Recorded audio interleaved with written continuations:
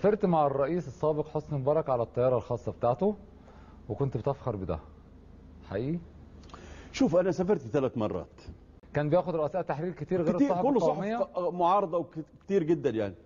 المره الثالثه كانت ما عدا انا على فكره ما خدنيش خالص. بس انت عملت معها حديث. طبعا ورحت وتصورت معها طبعا. طب وتصورت معها خلاص. الطياره انت عارفه ان كلمتي مش ممكن تنزل الارض ابدا. على فين؟ خلاص هتنزل المره دي. البعض شايف او بيقول انه الاستاذ مصطفى بكري كان من اوراق النظام او اوراق الحكومه النظام السابق، ولكنه كان بيبدو معارض في حين هو بيلعب دور.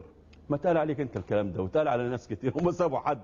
الراجل ده عبيط جدا وعارف انه عبيط والحكومه عارفه انه عبيط.